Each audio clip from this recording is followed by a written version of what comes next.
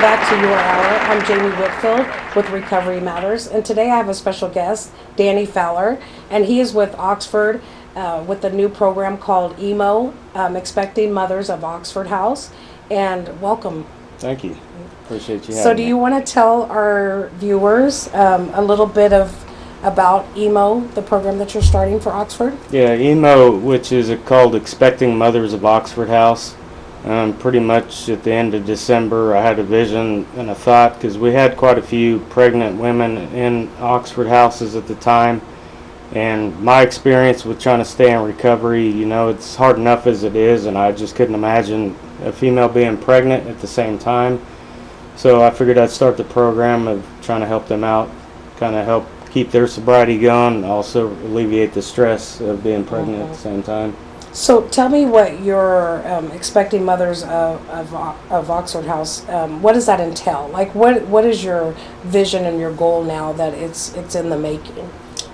Pretty much what it is we've gotten some donations. We're going to help pay their EES for a certain amount of time while they're on maternity leave, help them with diapers, car seats, just pretty much anything that they'll need.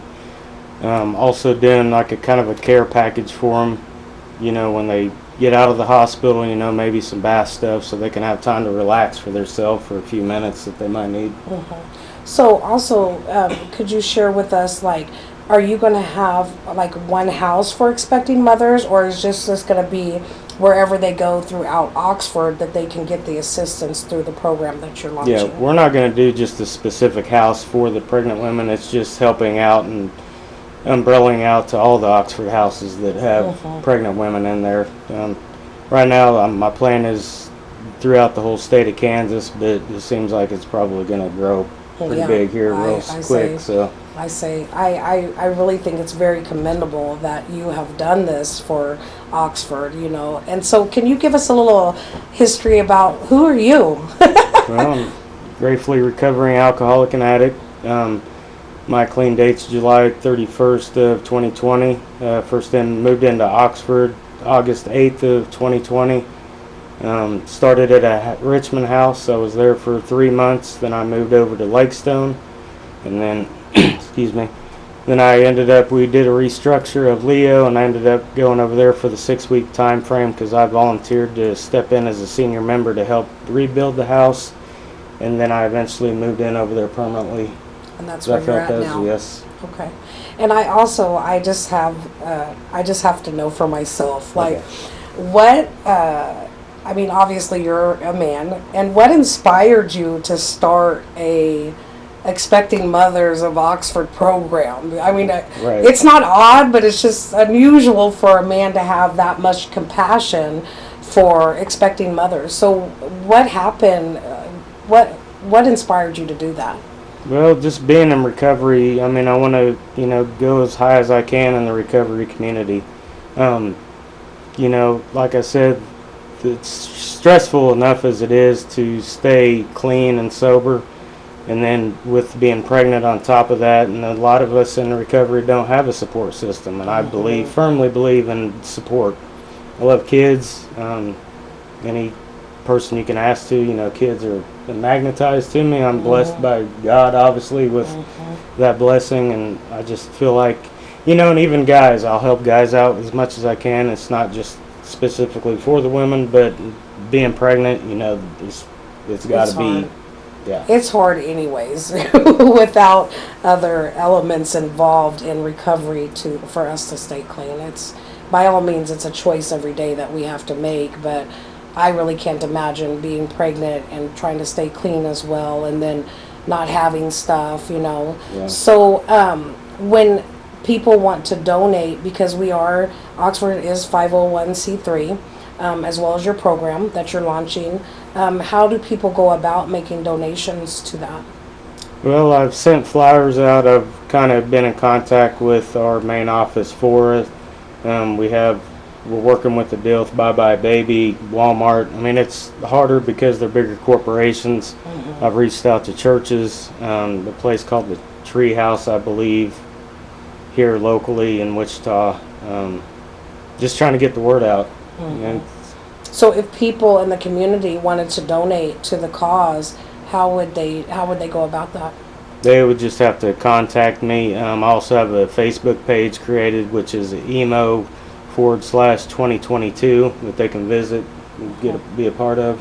And then what's your phone number that they can contact you? 316-339-6124. Okay. And so what else is your vision for the EMO program?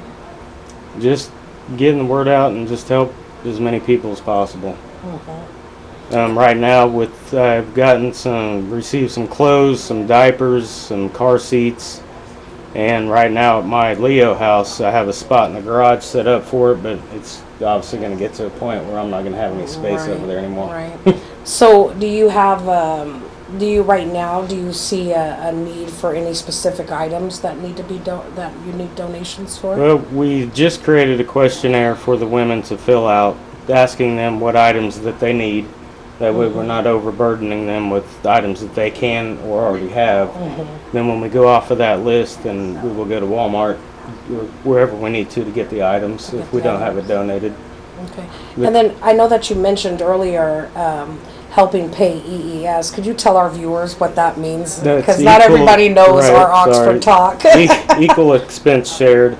Pretty much it helps pay part of their rent for the house and the bills. So it's all just one gathered amount.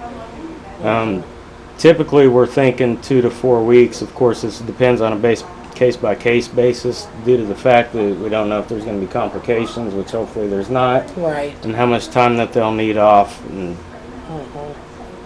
And so with the Expecting Mother of Oxford program launching, can we just tell our viewers, are these women going to be in women and children's houses at that point, or are we going to have to do another project to accommodate? Because I feel like we have a need for women and children's houses here in Wichita area. Yeah. Do you feel the same? Yes, definitely. Yeah. And so what do you foresee happening with that? Well, it's a good question.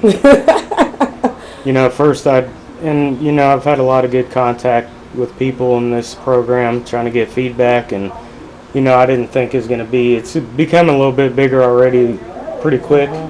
So I can't imagine what it's going to be like in the next 2-3 months possibly. I'm excited. Yes. I'm so happy that someone just, jump-started something like that for the Expecting Mothers of Oxford, because it is a struggle for us to stay clean, and I just can't imagine bringing a child in the world and struggling with my disease of addiction as well. So that's very commendable, brother. I'm glad you're here. And so can you give our viewers one more time your phone number? Yes, it's 316-339-6124.